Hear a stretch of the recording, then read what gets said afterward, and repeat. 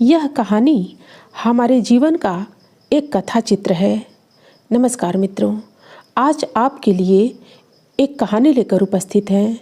आज की कहानी है जीवन कहानी।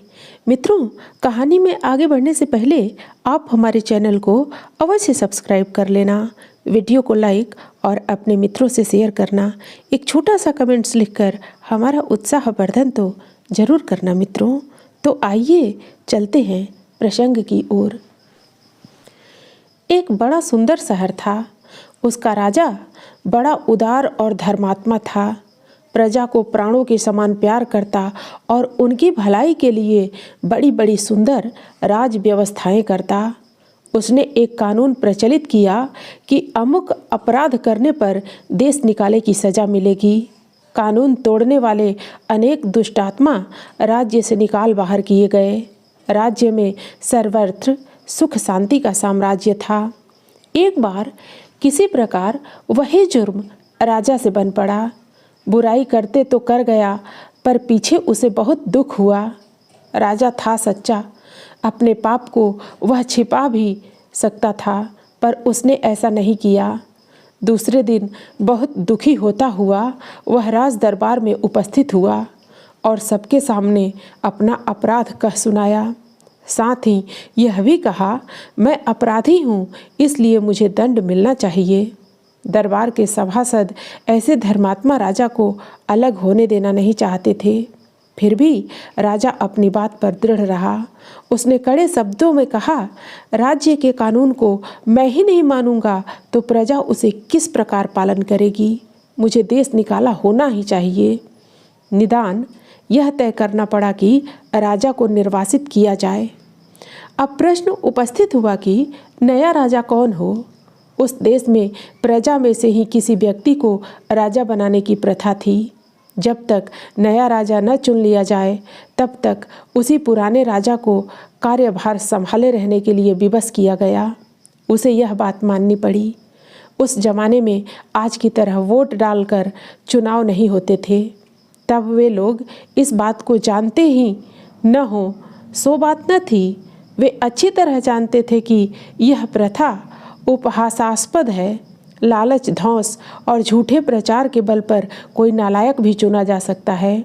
इसलिए उपयुक्त व्यक्ति की कसौटी उनके सद्गुण थे। जो अपनी श्रेष्ठता प्रमाणित करता था वही अधिकारी समझा जाता था। उस देश का राजा जैसा धर्मात्मा था वैसा ही प्रधानमंत्री बुद्धिमान था।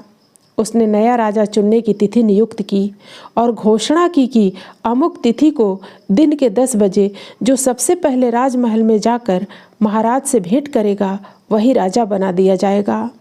राजमहल एक पथरीली पहाड़ी पर शहर से जरा 1 मील हटकर जरूर था, पर उसके सब दरवाजे खोल दिए गए थे। भीतर जाने की कोई रोक टोक न थी। राजा के बैठने की जगह भी खुले आम थी और वह मुनादी करके सबको बता दी गई थी। राजा के चुनाव से 2 दिन पहले प्रधानमंत्री ने शहर खाली करवाया और उसे बड़ी अच्छी तरह सजाया। सभी सुखोपभोग की सामग्री जगह जगह उपस्थिति कर दी। उन्हें लेने की सबको छुट्टी थी। किसी से कोई कीमत नहीं ली जाती। कहीं मेवे मिठाइयों के भंडार खुले हुए थे तो कहीं खेल तमाशे हो रहे थे। कहीं आराम के लिए मुलायम पलंग बिछे हुए थे तो कहीं सुंदर वस्त्र आभूषण मुफ्त मिल रहे थे।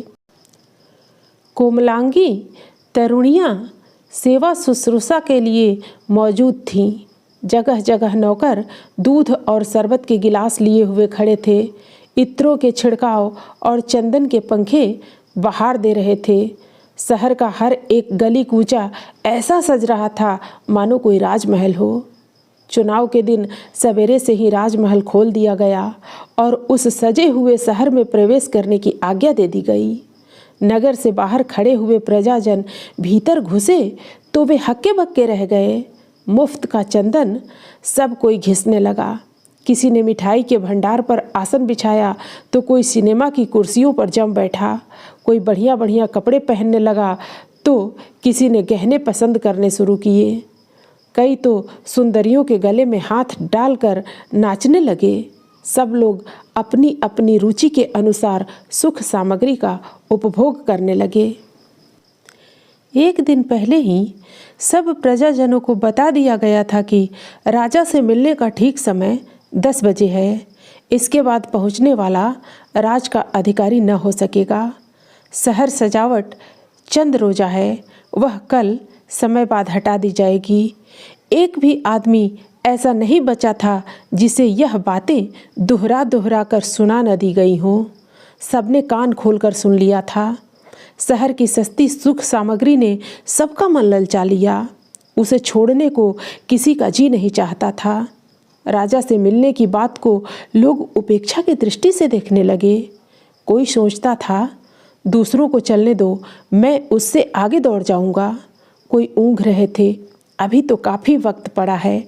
किसी का ख्याल था सामने की चीज़ों को ले लो, राज न मिला तो यह भी हाथ से जाएगी। कोई तो राज मिलने की बात का मजाक उड़ाने लगे कि यह गप तो इसलिए उड़ाई गई है कि हम लोग सामने वाले सुखों को न भोग सकें। एक दो ने हिम्मत बांधी और राजमहल की ओर चले, पर थोड़ा ही आगे बढ़ने पर महल का पथरीला रास्ता और शहर के मनोहर दृश्य उनके स्वयं बाधक बन गए। बेचारे उल्टे पांव जहाँ के तहाँ लौट आए। सारा नगर उस मौज बहार में व्यस्त सा हो रहा था। 10 बज गए, पर हजारों लाखों प्रजाजनों में से कोई वहां न पहुंचा। बेचारा राजा दरबार लगाए एक अकेला बैठा हुआ था। प्रधानमंत्री मन ही मन खुश हो रहा था कि उसकी चाल कैसी सफल हुई। जब कोई न आया तो लाचार उसी राजा को पुनः राजभार संभालना पड़ा। यह कहानी काल्पनिक है, परंतु मनुष्य जीवन में यह बिल्कुल सच उतरती है। ईश्वर को प्राप्त करने पर हम राज्य, मुक्ति, अक्षय आनंद प्राप्त कर सकते हैं। उसके पाने की अवधि भी नियत है। मनुष्य जन्म समाप्त होने पर यह अवसर हाथ से चला जाता है। संसार के मौज तमाशे थोड़े समय के हैं, यह कुछ काल बाद छिन जाते हैं। सब किसी ने यह घोषणा सुन रखी है कि संसार के भोग नश्वर हैं। ईश्वर की प्राप्ति में सच्चा सुख है। प्रभु की प्राप्ति का अवसर मनुष्य जन्म में रहने तक ही है, परंतु हम में से कितने हैं जो इस घोषणा को याद रखकर नश्वर माया के लालच में नहीं डूबे रहते। अवसर चला जा रहा है। हम माया के भुलावे में फंसकर तुच्छ वस्तुओं को समेट रहे हैं और अक्षय सुख की ओर आंख उठाकर भी नहीं देखते। हमारे इस व्यवहार को देखकर प्रधानमंत्री शैतान मन ही मन खुश हो रहा है कि मेरी चाल कैसी सफल हो रही है।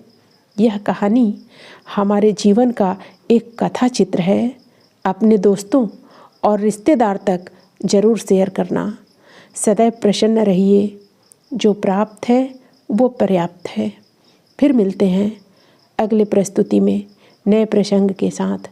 धन्यवाद।